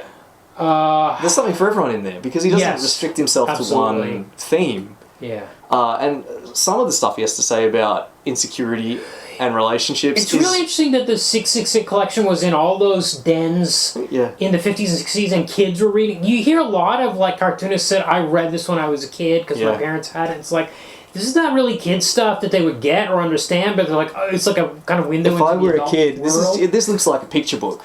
Yes. If I were a kid, I would pick it right up. Oh, pictures. Yes. A dance to spring. Yes. Yeah, and then you get it by stealth. No, Yeah. he's certainly a very clever satirist and a most clever man. Yes, it's a yay for the comics for me. Yeah, absolutely. Rightly celebrated. Sorely missed. He was working on that last book. I wonder if we'll ever see the bits of it were complete. I don't know how far he was into it. Apparently, it was going to be. He wrote a autobiography, I think. Yes. But this, I think, some of his most recent work was going to be an autobiographical graphic novel. Okay. Okay, adaptation. This is a tricky one. What do you? Yeah, but I'm gonna go nay. Okay. But I was of two minds throughout. I mean, there's, like we said, there's swaths of dialogue that are in there that came straight out of the comic, that went straight into the movie. Feiffer himself, in that interview, seemed to think it was like a good translation of comics to screen because they didn't just do it as comics. Yep.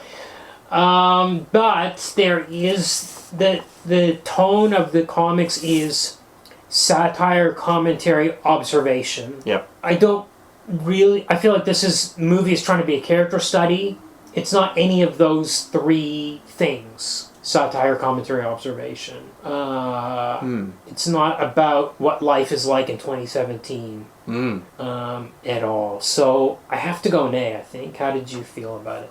I also have gone back and forth on this one. I was leaning towards yay because it feels like you weren't meant to read these comics, I suppose, one after another. Despite them being published like 666 in an omnibus kind of format, you were meant to read them once a week or once a month in Playboy.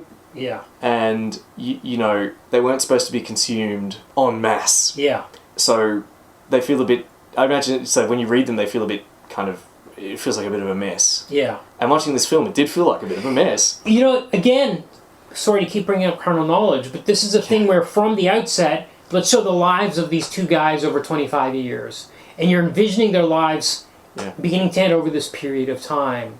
Here, he accidentally got back to Bernard and Huey when he went to Playboy. Yeah. He's like, oh, let's see where these guys are 10, 15, 20 years later, since the last time we saw them. And he's got kind of snippets of their lives, but there wasn't an initial envisioning of what would happen to a person of this type if he lived this way for 25 years. Yeah. I really think he dashed it off. He got out his old strips. Yeah. Showtime said, write us a screenplay. Yeah. In a month. Yeah. And Feiffer said, all right, okay, Bernard and Huey got out the old comics and dashed it off in a weekend. And then Showtime didn't... Well, okay, I'm exaggerating. But in one sense, I guess that's an adaptation, Yes, that is true. He just took what was on that comic page and plonked it down in the screenplay. Yes, but the question is always adapting to new different medium. Yes. And that's always been my criteria. So I think that's where you've persuaded me. I think I'm going to go nay as well. Okay. Despite writing yay in my notes. Okay. Well, I flip-flop. In fact, watching the movie and when I was scanning through it again, I was like, actually, this is... Now that I see the whole shape of it, it's kind of better. But, yeah. Your mistake was watching Carnal Knowledge. Yes. How can this... How could this possibly... Yeah, anyway. All right. Okay, so please give us a like, give us a rate, give us a review, subscribe on whatever your platform is. Please, you can send us comments through Facebook or Instagram or Blue Sky. All the links are in the show notes. You can also send us an email at the email address that is in the show notes as well. Please join our Patreon at patreon.com/comicbookmovieoblivion. That's all one word. We need that money for hosting fees and DVDs. Had to buy the DVD this week. There was no other way to watch this movie. Very well. Not streaming in Australia anywhere. Yeah, it didn't, to return to the theme of the podcast momentarily, it doesn't seem to have had like a general release. It did the festival circuit, and then I think it went straight to video on demand. Right. Yep. There you go. Okay, so next week we are getting back to Fantastic Four. This is our third of the Fantastic Four. Hell yeah. So it's crossover with Deconstructing Comics. It is Fantastic Four 2 Rise of the Silver Surfer. So we're going to read the original Jack Kirby 3-parter. I think the Galactus was a 3-parter. Oh yeah. Might even I'm thinking about throwing in the Silver Surfer, like the Mobius one in as well. That was like a 2-parter. I think you should. Because it's not much reading, and I think Kirby did a graphic novel with, I think it's an Earl Narem cover. It's called Cosmic Adventure. I can't remember the title, but we might throw that in there as well. Excellent. Can't wait. Just for kicks. Yeah, I don't think we need to set up anything else about that one.